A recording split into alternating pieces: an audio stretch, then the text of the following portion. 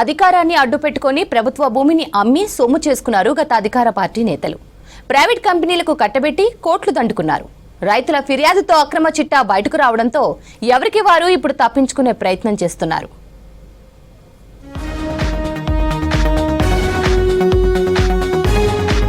BRS ప్రభుత్వం అధికారం కోల్పోయాక ఆ పార్టీ నేతల అక్రమాలు ఒక్కొక్కటిగా బయటకు వస్తున్నాయి. నల్గొండ జిల్లా నార్కెట్పల్లి మండలం గోపాలయ్యపల్లి గ్రామంలో సర్వే నంబర్ 550లో రామిడి గోపాల్కి 30 గుంటలు, కట్ట లక్ష్మి 20 గుంటలు, కొమరెల్లి వనజాత 20 గుంటలు, కల్లపల్లి వెంకటయ్య 20 గుంటలు, కల్లపల్లి గోపాల్కి 20 గుంటలు, కొమరెల్లి రామచంద్రారెడ్డికి 20 గుంటలు ఇచ్చింది ప్రభుత్వం. ఈ భూమిని లావణి పట్టా ఇచ్చింది.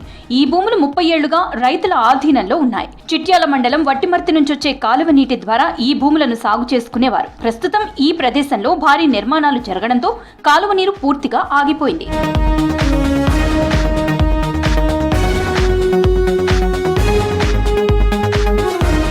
ఈ భూమి పడావుగా ఉండటంతో స్థానిక బీఆర్ఎస్ నాయకుల కన్ను పడింది. పక్క సర్వే నంబర్లు 467, 468, 469, 470, 464, 465, 466 పేరుతో ఈ భూముల పక్కనున్న సీనా బయోటిక్ ప్రైవేట్ లిమిటెడ్ ఎంపీఎల్ కంపెనీకి కోట్ల రూపాయలకు అమ్మేశారు. దీనిపై రైతులు 2017 నుంచి అధికారుల చుట్టూ తిరిగిన స్థానిక నాయకులు కంపెనీకి అండగా ఉంటూ వచ్చారు.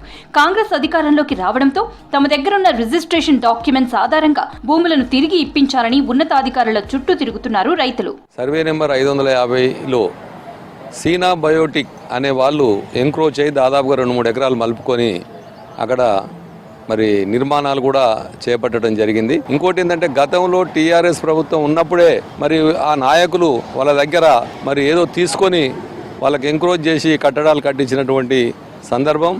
ఈనాడు మరి మాజీ ఎమ్మెల్యే చిరుమర్తి లింగయ్య గారు రామన్నపేటలో రైతుల మీద మొసలు కన్నీరు గారుస్తున్నాడు. అది ఆయన ఉన్నప్పుడే, ఆయన ఎమ్మెల్యేగా ఉన్నప్పుడే అది ఎంక్రోచ్ అయింది. అక్కడ కట్టడాలు కూడా కట్టడం జరిగింది. కాబట్టి ఇది అబద్ధం. నిర్ధారణ చేశారు. ఆర్ఐ గారు, ఎంఆర్ఓ గారు, సర్వేయర్ గారు నిర్ధారణ చేసి మాకు ఇచ్చారు. ఇచ్చిన తర్వాత మాకు 550/2 మళ్ళీ మాకు ఉన్న 1B ప్రకారం ఉన్న 550/2ని సర్వే చేసి మాకు ఇచ్చారు. సర్వే చేసి మాకు అప్పగించారు 15 గుంటల భూమిని. ఏదైతే ఇప్పుడు 550 అని చెప్తున్నానో దానికి సంబంధించి మాకు ఇప్పుడు అది రికార్డే లేదని చెప్తున్నారు. సో దయచేసి మాకు సంబంధించిన ఈ ఇంతకుముందు సర్వే చేసి చూపించిన భూమిని ప్లస్ ఇప్పుడు మాకున్న భూమిని మాకు అప్పగించగలరని మేము కోరుతున్నాము. రామిడి గోపాల్కి చెందిన భూమిలో కంపెనీ నిర్మాణాలకు ప్రయత్నించింది. అడ్డుకునేందుకు ప్రయత్నించిన వారిపై ఎదురుదాడి చేసింది.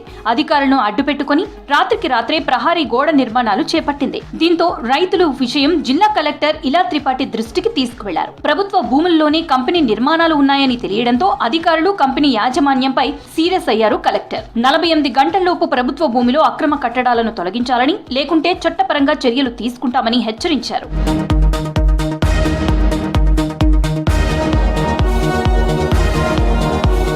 అక్రమ నిర్మాణాలను కూల్చివేయాలని కంపెనీ యాజమాన్యానికి నోటీసులు ఇచ్చారు అధికారులు. నిర్మాణ ప్రదేశంలో విలువైన మెటీరియల్ ఉందని వారం రోజుల్లో పూర్తిగా తొలగిస్తామన్న కంపెనీ నిర్మాణాల కిటికీలు, డోర్లు, రేకులు తీసివేసి చేతులు దులుపుకుంది. భారీ నిర్మాణాలను తొలగించడానికి తమ దగ్గర ఎలాంటి యంత్రాలు లేవని, నిధుల కొరత ఉందని తప్పించుకునే ప్రయత్నం చేశారు అధికారులు.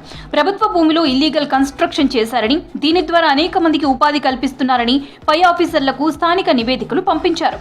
2 ఎకరాల ప్రభుత్వ భూమిని కంపెనీకి అలాట్ చేయాలని సూచించడం చర్చనీయాంశంగా మారింది. మామూలుగా ఏమైందంటే మాకు ఎన్నోసార్లు మేము వచ్చి చూసిపోతున్నా కానీ మామూలుగా అప్పుడు వాటర్ ఉన్నప్పుడు ఏం దున్నుకున్నాం, వాటర్ లేనప్పుడు దున్నుకోలేదు. అయితే మొత్తం బీఆర్ఎస్ ప్రభుత్వం ఉన్నప్పుడు ఒకసారి సర్పంచ్ వారు మా గ్రామంలో ఉన్నారు. అయితే అప్పుడు ఏం జరిగిందంటే మేము సర్వే కొరకు మేము పెట్టుకుంటే వాళ్ళు ఏంటంటే అడ్డంగా వచ్చి దాన్ని మొత్తం సర్వే చేయకుండా ఆపేసారు. ఒకసారి ఎంఆర్ఓ ఇక్కడ ఆర్డీఓ సర్వే ఇక్కడ పెట్టినాం, మండలంలో పెడితే ఏం సహకరించలేదు.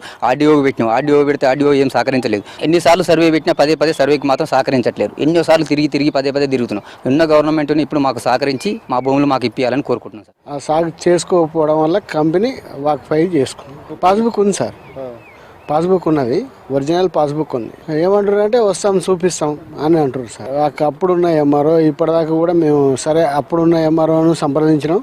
గవర్నమెంట్ కేటాయించిన సర్వే నెంబర్ 550లో మాకు గవర్నమెంట్ సహకరించగలదని మేము మనవి చేస్తాం. నార్కెట్పల్లి తహసీల్దార్ కార్యాలయం ముందు పెట్రోల్ డబ్బాలతో నిరసనకు దిగారు రైతులు. 550 సర్వే నంబర్లో సర్వే చేసి గతంలో తాము సాగు చేసుకున్న భూముల్లో అక్రమంగా కట్టడాలు తొలగించాలని డిమాండ్ చేశారు.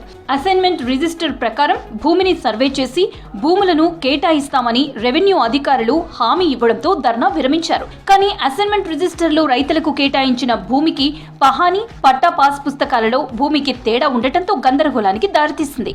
కంపెనీలు నీకేడుంది భూమి, నీకెక్కడుంది అని మాట్లాడుతారు. పాస్బుక్ ఉందంటే లేదు నీకు పాస్బుక్ అని మాట్లాడతారు. దాన్ని కొలిచి ఇచ్చిన దానికి లేదు, కొలవని దానికి ఉంది. మాకు భూమి కావాలి, మాకు ఎంత ఉందో అంత కావాలి. మేము కూలి చేసుకుంటాం, తిరిగి మా భూమి మాకు కావాలి. ఏదన్నా ఒకటి మాకు నిర్ణయం చేయాలి. కంపెనీ ఆయన ఏమంటాడు, మా దాంట్లో కలిసింది మీ దాంట్లో కలిసింది, అల్ల దెప్పో ఇళ్ళ దెప్పో అని ఎన్నో అంటారు. అలా అన్నీ అంటారు, బస్తు కట్టరు అవన్నీ లెక్క అంటారు. అంటారని ఏం లేదు అంటారు. ఏం లేదు, నా భూమి నాకు రావాలని మొక్కుతా, దండం పెడతా మొక్కుతా అంతే. నా భూమి, నా 20 గుంటల భూమి నాకు ఎక్కువదు, నా పేరు మీద ఉన్నదే చాలు. రామిడి గోపాల్ అనే వ్యక్తి ప్రభుత్వ భూమిని కబ్జా చేసి కంపెనీ నిర్మాణాలు చేపట్టిందన్నారు నార్కెట్పల్లి తహసీల్దార్ వెంకటేశ్వర్లు. జిల్లా కలెక్టర్ ఆదేశాలతో భూమిని సర్వే చేశామన్నారు. ప్రైవేటు కంపెనీ యాజమాన్యం 2 ఎకరాలు కబ్జా చేసి నిర్మాణాలు చేపట్టిన విషయం జిల్లా కలెక్టర్కి నివేదిక పంపించామన్నారు.